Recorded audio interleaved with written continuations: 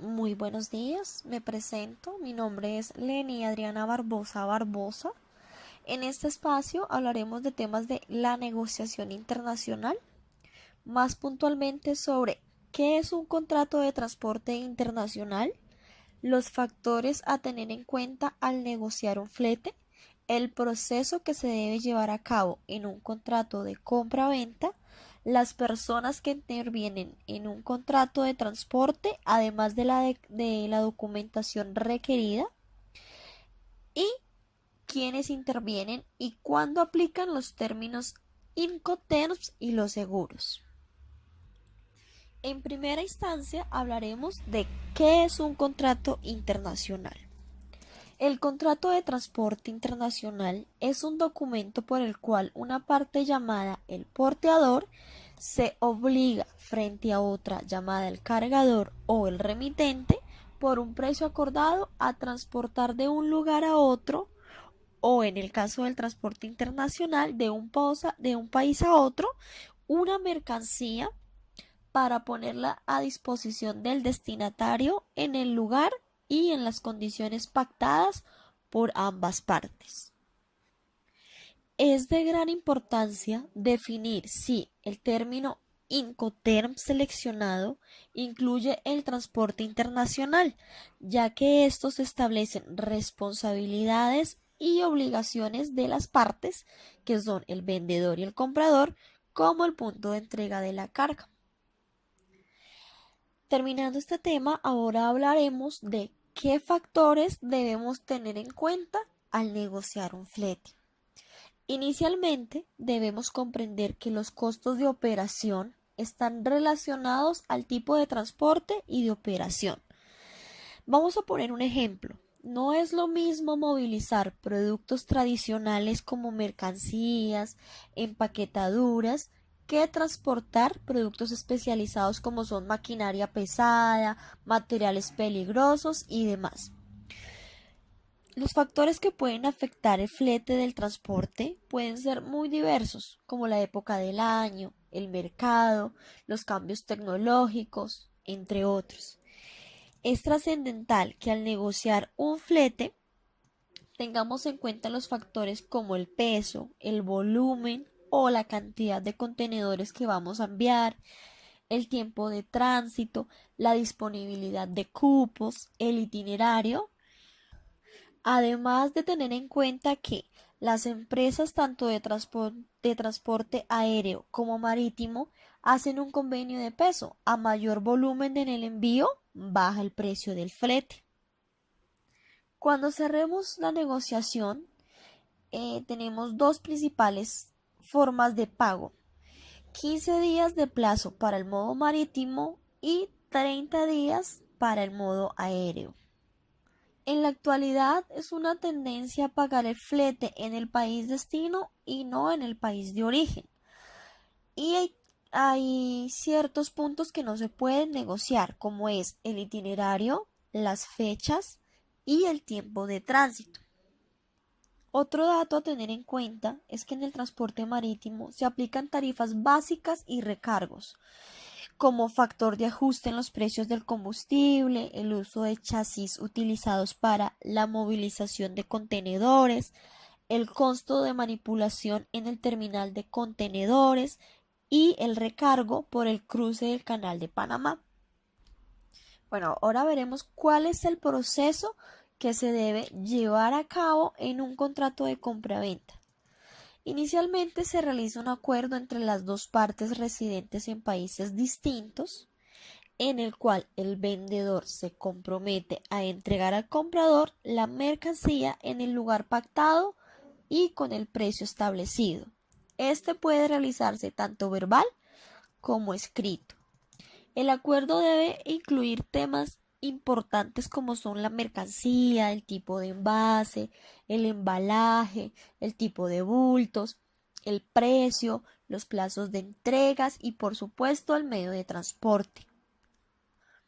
En caso tal de que se atrase el pago, se debe definir unos intereses, además de que es muy importante manejar los términos Incoterms.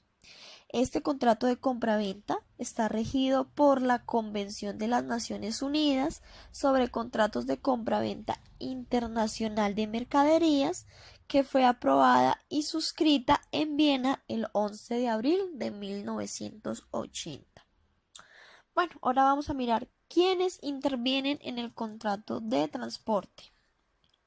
Son 3 las personas encargadas en este tipo de contrato. Tenemos inicialmente el porteador, que es quien adquiere la obligación. Dentro de esas obligaciones está recibir la mercancía, dar inicio al viaje, resguardar la carga y entregarla al destinatario, pero también tiene su derecho a recibir el pago del flete. Tenemos al cargador, que se encarga de dirigir la mercancía al porteador. Sus obligaciones son, además de entregar la carga al porteador, debe aportar los documentos y pagar el flete convenido. Por último, tenemos el destinatario, que a su vez puede ser también el cargador. Él es el quien se encarga de recibir la mercancía. Dentro de sus obligaciones está permitir el recibo de la mercancía, pagar el flete y demás costos al porteador. Venimos también con un tema muy importante, muy relevante, como es la documentación que se debe complementar en un contrato de transporte internacional. Y ahí debemos tener en cuenta que existe un tipo de documentos para los diferentes medios de transporte. En el transporte terrestre tenemos la Carta de Porte por Carretera, CMR.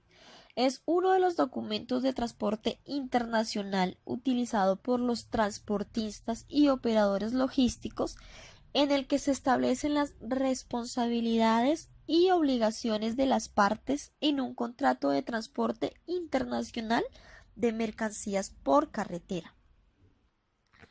Generalmente es el conductor quien completa el formulario, pero el exportador es el encargado de la veracidad de la información y deberá firmar el documento al recibir la mercancía. Y el destinatario también firmará el documento de entrega. En el transporte marítimo tenemos también el conocimiento de embarque. Es emitido por el agente o la compañía de transporte que realiza el transporte marítimo y firmado por el capitán del buque. Evidencia la recepción de la mercancía a bordo, las condiciones en las que se realiza el transporte, que quiere decir el contrato de transporte, y el compromiso de entregar las mercancías en el puerto de destino establecido por el titular legal del conocimiento del embarque. El conocimiento del embarque compone el recibo y el contrato de transporte de las mercancías. Ahora seguimos con el transporte aéreo. Tenemos la Carta de Porte Aéreo AWB, que es un documento de transporte no negociable. Cubre el transporte de la carga entre 2 aeropuertos. En la carta de porte aéreo debe nombrarse un consignatorio, que puede ser el comprador, y no se puede exigirse que sea a la orden, ya que no constituye título de propiedad de las mercancías. Esta carta no forma parte de los documentos de transporte internacional negociable, solo indica la aceptación de las mercancías para el transporte. También tenemos el conocimiento de embarque multimodal, FBL. Este es un documento de transporte internacional que cubre 2 o más modos de transporte, como por ejemplo el transporte por carretera y por mar. También se utiliza como contrato de transporte y comprobante de que las mercancías se han recibido. Cuando se emite a la orden, el conocimiento de embarque multimodal, FBL, constituye título de propiedad de la mercancía y por tanto puede ser negociado. Tenemos el certificado de seguro de transporte, que también es un documento que indica el tipo y el importe de la cobertura de seguro en vigor para un envío concreto de mercancías a un país extranjero. El certificado incluye el nombre de la empresa aseguradora y las condiciones de cobertura del seguro.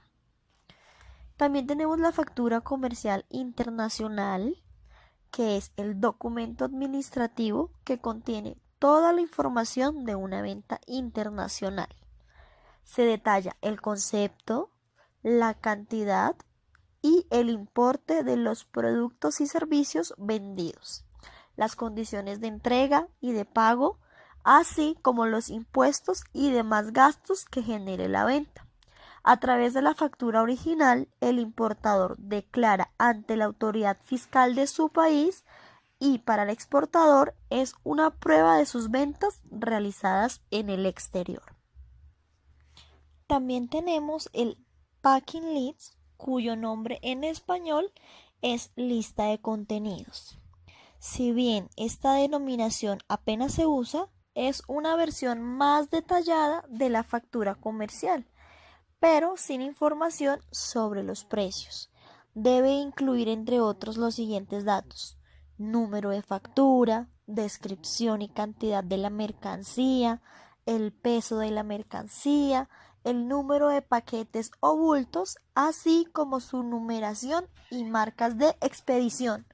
Lo elabora el exportador y va dirigido al importador, al transportista y a las aduanas de exportación e importación. Ya por último tenemos el alberán de entrega, también conocido como nota de entrega. Este documento nos acredita la entrega de una mercancía al comprador, que debe firmarlo para dejar constancia de que la mercancía se ha entregado correctamente. Entre los documentos de transporte internacional, el alberán de entrega o nota de entrega tiene una doble función.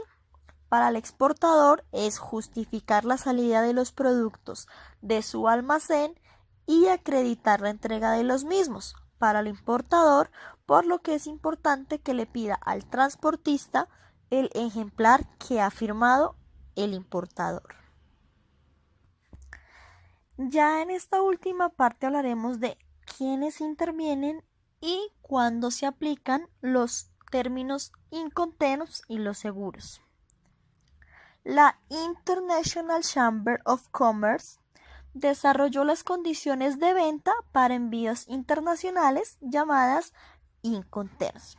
Son un conjunto de reglas utilizadas para determinar las condiciones pactadas en las transacciones internacionales, determinando las obligaciones entre el vendedor y el comprador, además de que éstas van a regular las condiciones de entrega de la mercancía, la distribución de los riesgos, costos y documentos en la operación. También regula la forma de pago y el precio, la transmisión de la propiedad de la mercancía y, en caso tal, las consecuencias que acarrea el incumplimiento del contrato. Este conjunto de reglas, llamadas Incoterms, se han implementado al comienzo de cada nueva época. Por ejemplo, en 1990, también en el año 2000 y la última actualización fue en el 2010. Se enfatiza en la seguridad de la carga y las nuevas tendencias de transporte transfronterizo. Hay dos cambios fundamentales asociados con los Incoterms 2010, los cuales son la organización de las condiciones de acuerdo con los modos de transporte y el uso de las condiciones tanto en el transporte nacional como en el internacional. En los términos Incoterms interviene el vendedor y el comprador, que son los encargados de realizar la negociación. Las dos partes pueden tener su tranquilidad realizando este tipo de negociación, ya que de esta manera tiene un contrato claro, ambas partes están comprometidas y además disminuyen riesgos políticos, económicos y empresariales. Bueno, también se manejan los términos Incoterms de acuerdo al medio de transporte. Tenemos la categoría de multimodales. En el primero tenemos el EXW, que es el ex-works, que en español significa en fábrica, lugar acordado. Tenemos el FCA, que es el Free Carrier Name Place, que significa libre deporte, lugar acordado. Tenemos también el CPT, que significa Carrier Pay to Name Place or Destination, que significa flete pagado hasta lugar de destino. También tenemos el CIP, que significa Carrier and Insurance Pay to Name Place of Destination, que significa flete y seguro hasta lugar de destino acordado. También tenemos el DAP, que significa Deliberate at Place, que significa entregado en lugar. Tenemos el DAT, que significa Deliberate at Terminal, que en español sería entregado en terminal. Tenemos también el DDP, que significa Deliberate Due Paid Name Place of Destination, que significa en español entregado con aranceles pagados, lugar de destino acordado. Y ya por último tenemos los que son solamente marítimos, que son el FAS, que significa Free Alongside Ship Name Port of Shipment, que en español sería libre al costado de buque, puerto de embarque acordado. Tenemos también el FOB, que significa que en inglés sería, las siglas en inglés serían Free on Board Name Port of Shipment. El significado sería libre a bordo, puerto de embarque acordado. Tenemos el CFR, que significa Costs and Freight Name Port of Destination. En español sería costo y flete, puerto de destino acordado. Y ya por último tenemos el CIF, que sus siglas en inglés serían Costs, Insurance and Freight Name of Port of Destination, que en español tendría el significado de... Bueno, entonces como decía, en español su significado es costo, seguro y flete, puerto de destino acordado. Bueno, los términos Incoterms mencionados anteriormente son claves para los contratos de venta internacional, ya que dejan claras las obligaciones del vendedor y del comprador y de acuerdo al país, al país destino, al tipo de mercancía, las partes pueden acordar el término Incoterm de su preferencia y conveniencia. Y bueno, por último, en cuanto a los seguros, en cada negociación internacional se debe tener un seguro, aunque no en todos los términos Incoterms sea obligatorio, ya que siempre estará latente la pérdida o el daño de la mercancía, por lo cual es importante prever estas situaciones adquiriendo una póliza de seguro y así mitigar pérdidas.